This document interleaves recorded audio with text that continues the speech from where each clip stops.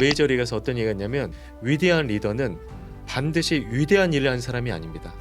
위대한 리더는 다른 사람들이 위대한 일을 할 수 있도록 도와주는 사람이거든요. 그렇죠. 그런 의미에서 저는 이재명 대통령이 위대한 리더가 될 거라고 봤고 제가 부산 유세 때 하거나 아니면 선거 기간 때 한 행동들에 대해서 전혀 후회하지 않아요. 평론가님이 네.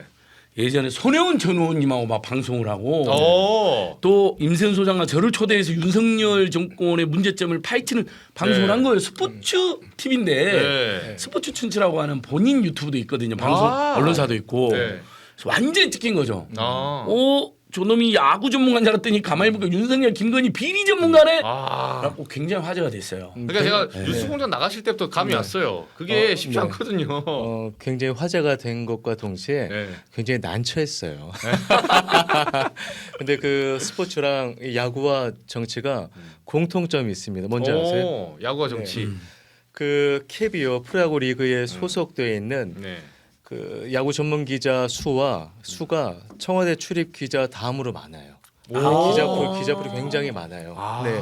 그 정도로 인기가 있고 업종이 살아있는 거죠. 그렇죠. 기자들까지 수백 명에 그렇죠. 그리고 정치에 보게 되면 정당이 당 대표가 야구를 치면 감독이 있고요. 그렇죠. 뭐 원내대표라든가 사무총장, 코치가 있듯이 야구도 마찬가지거든요. 이 정당과 야구단이 이렇게 유기적으로 이게 리더 밑에서 움직이는 것도 똑같고 또 국회의원이라는 플레이어들이 있잖아요. 그렇죠. 네, 그래서 야구랑 굉장히 공통점이 많고 특히나 그러네요. 야구나 정치나 오늘과 내일이 환경이 완전히 변할 수 있거든요. 예측 불허하는 재미가 있고 예전에 그래서 한동안은 정치에 많은 분들이 무관심하셨었는데 초에는 관심이 많으시잖아요. 그래서 야구, 정치 모두 다 보시는 분들이 많아서 저로서는 굉장히 반갑고 환영할 만한 일이 아닌가 싶습니다. 또 그런 공통점도 있지 않나요? 네네. 굉장히 드라마틱할 때가 많아요. 그럼요. 그다음에 끝날 때까지 네. 끝난 것이 아니다. 누군가 앞서가고 있는데 오만하게 야구 선수들도 방심하면 뒤집어지고 그러네요. 실수 하나로 역전기 벌어지고 옛날 군산상고 대역전 또는 정치도 그렇잖아요. 그렇죠. 정치와 골프는 고개를 쳐들면 그렇죠. 교만하고 오만하면 국력도 외면받잖아요. 근데 야구랑 좀 다른 거 아니에요? 야구는 계엄 없잖아요. 그죠? 야구의 계엄 뭐라고 설명해야 됩니까? 야구의 계엄이 엄청난 피가 내려서 강 게임으로 취소될 때가 그게 비상계엄 같은 정말 사실 황당한 일이죠. 프로야구를 주면 비상계엄은 승부 조작과 같은 거예요. 그렇죠. 그 윤석열 씨가 그런 얘기했잖아요. 그 어떤 얘기를 했냐면 자기는 전광판을 보지 않고 뛴다라고 했는데 맞아요. 너무나 무식한 얘기예요.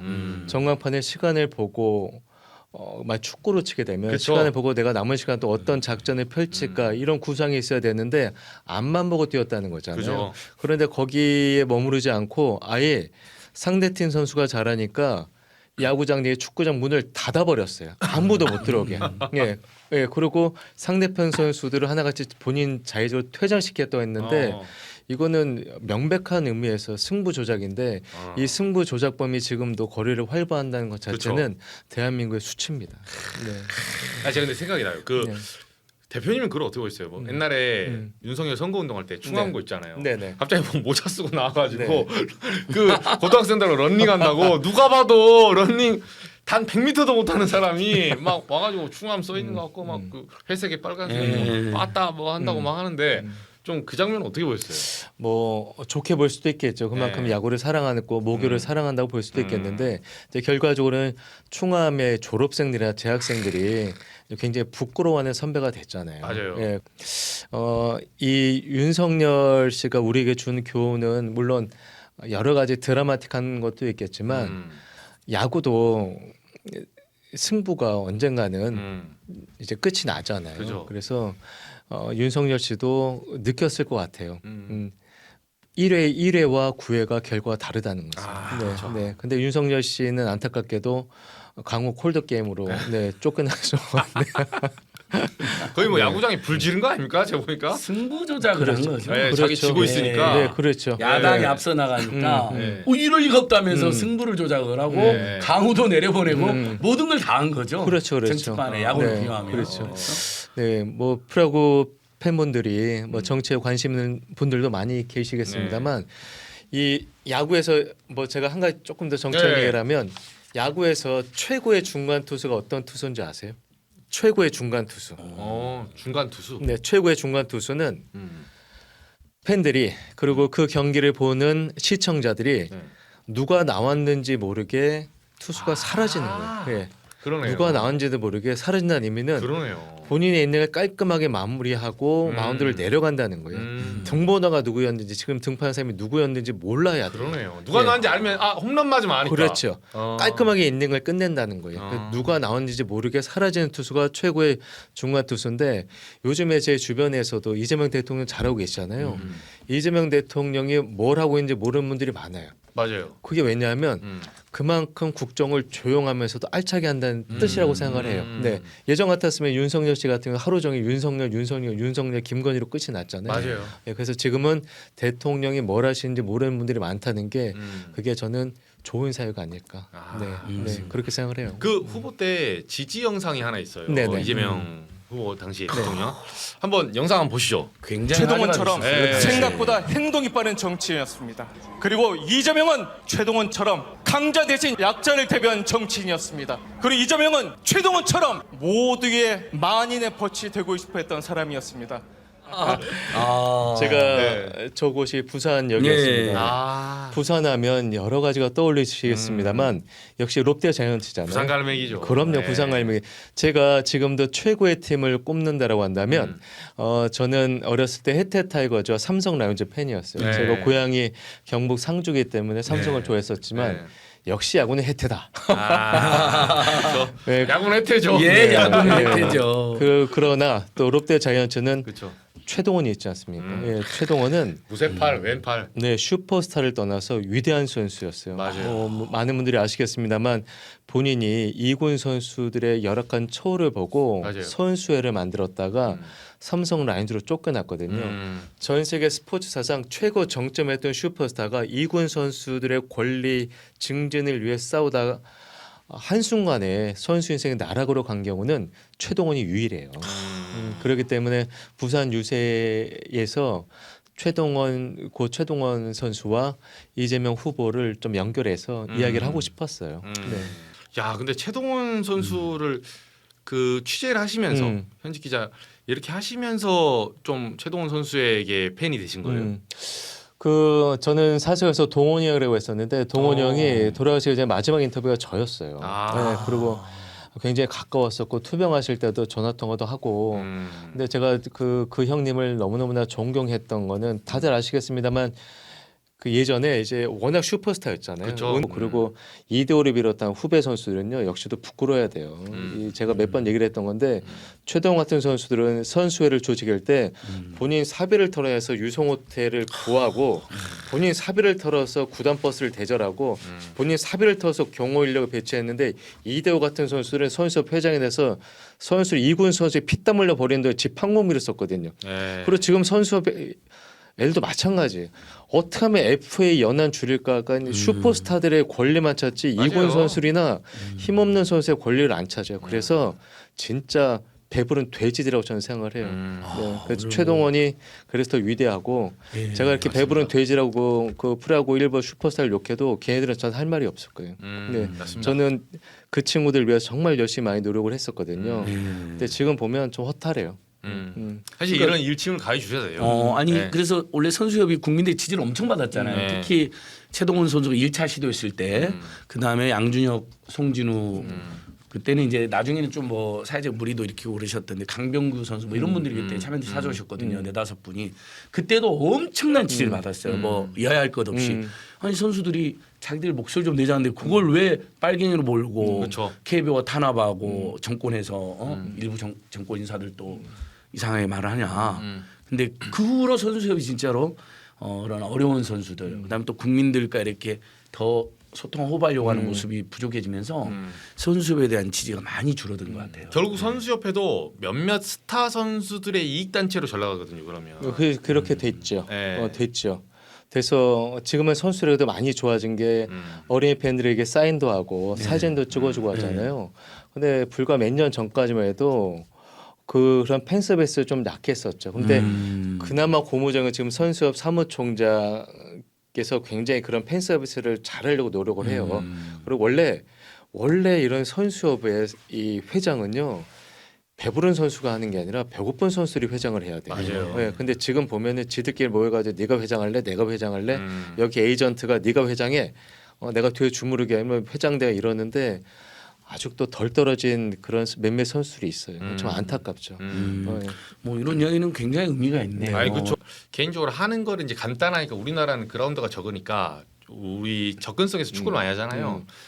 축구를 많이 하고 축구를 이제 좋아하기도 하는데 제가 그 보는 스포츠를 떠나서 야구를 진짜 철학적으로 인정한 진짜 찐으로 인정하는 이유 중 하나가 야구는 이런 스포츠 같아요. 해보면 누구나 한 번쯤은 타석에 들어서게 해줘요. 네, 아무리 못해도 9번까지는 돕니다. 근데 축구 있잖아요. 해보시면 알겠지만 90분 내내 공 못 잡는 사람도 있어요. 진짜로.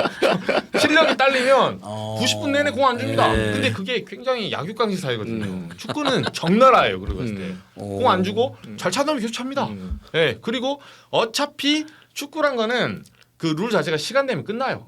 그러니까 그 사람 순번이고 뭐고 시간 되면 집에 가야 되는 거야. 근데 야구는 아무리 못해도 타석에 들어서 3번의 기회를 주거든요. 이게 어떻게 보면 또 아까 말한 선수도 제가 봤을 때 제가 꿈보다 해몽이라고 약자를 위한 타석에 기회를 주는 거거든요.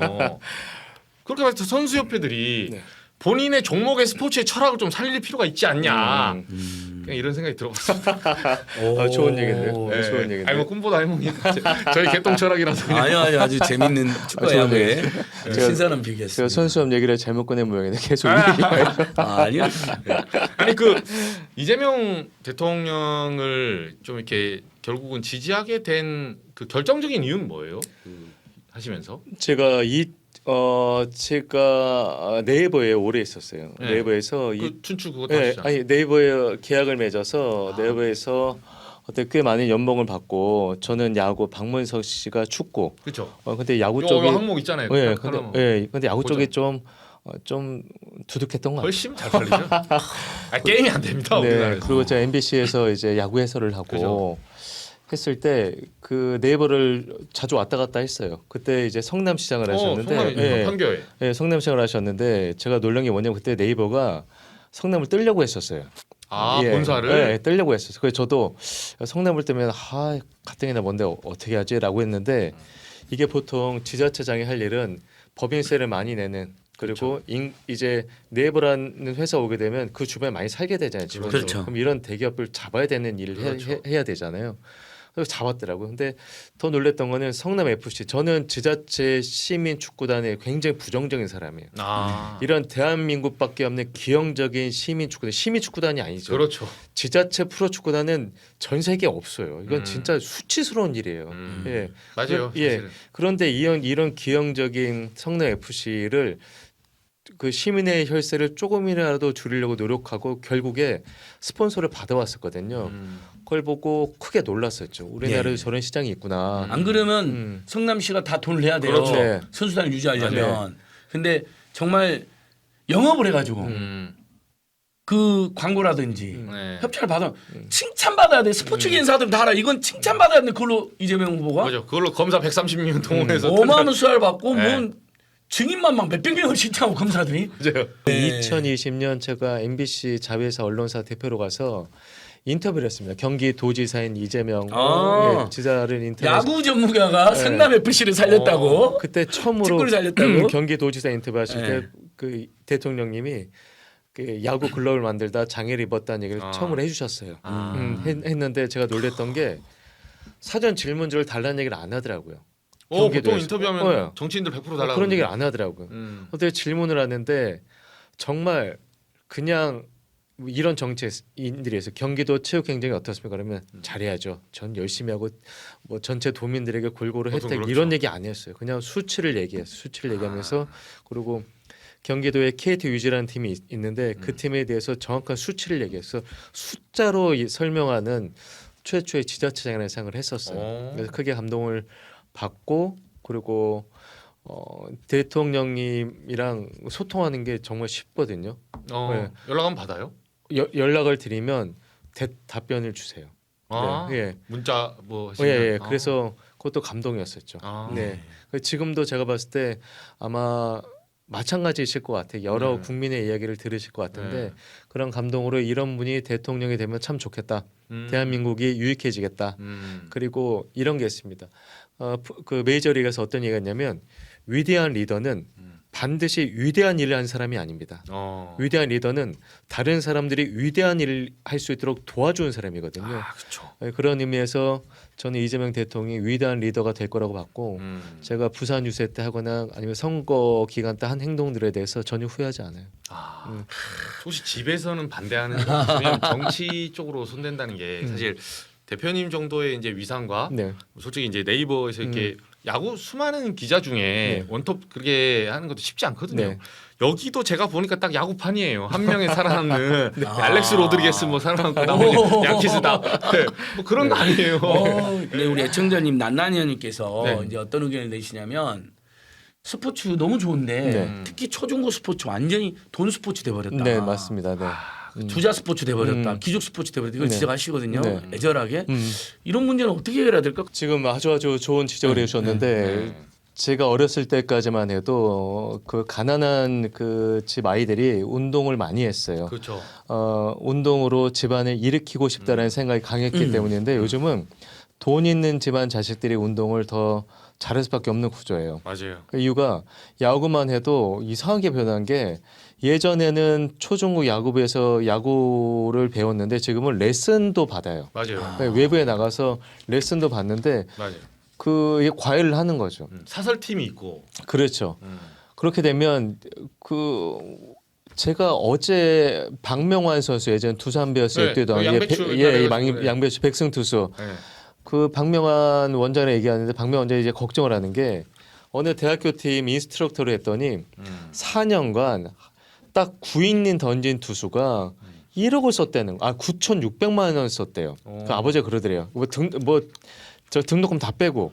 고작 그건 안 하는데. 예. 그러면서 아버님 그냥 400 써서 1억 채우려고라고 했대는데 이게 문제예요. 근데 굉장히 쉽게 문제를 풀 수 있어요. 이게 뭐냐면은 우리가 발상의 전환을 해야 돼요.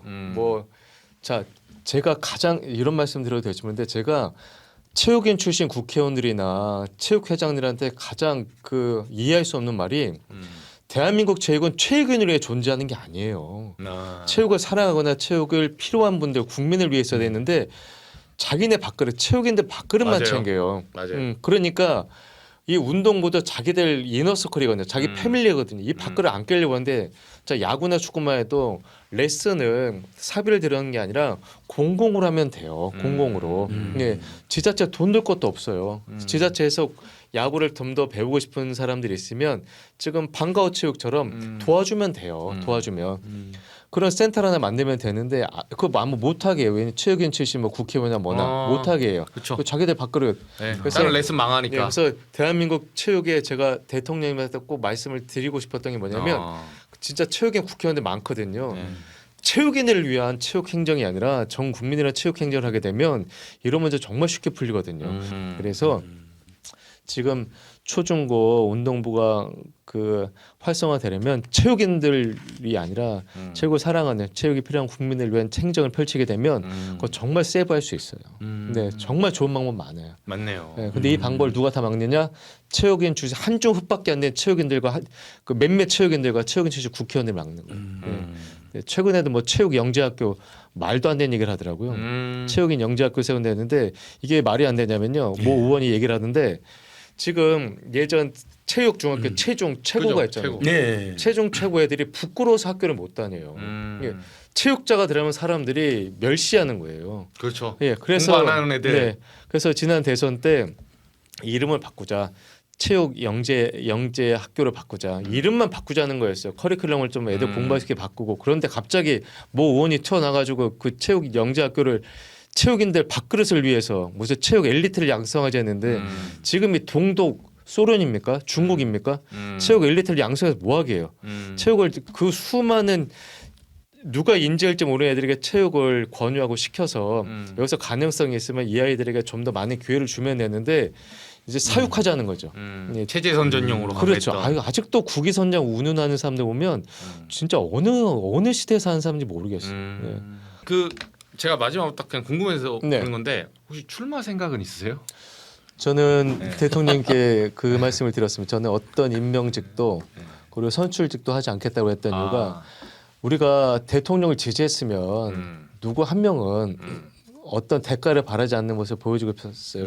예, 내란 때부터 내란 그 이전 때부터 가진 핍박과 압박에도 열심히 버텨오신 분들이 있지만 저는 숟가락 얹은 것도 아니고요. 그냥 밥 한 톨, 쌀 한 톨 얹은 정도이기 때문에 저를 비롯해서 이 방송을 보시는 만약에 대선 때 활약하는 분들이 있으면 제가 꼭 드리고 싶은 말씀이 그냥 우리 제자리에서 열심히 살자. 그래서 저는 야구 전문 기자로 돌아갈 거예요. 네, 제가 지금 언론사 운영하고 있습니다만 기자로 돌아갈 거거든요.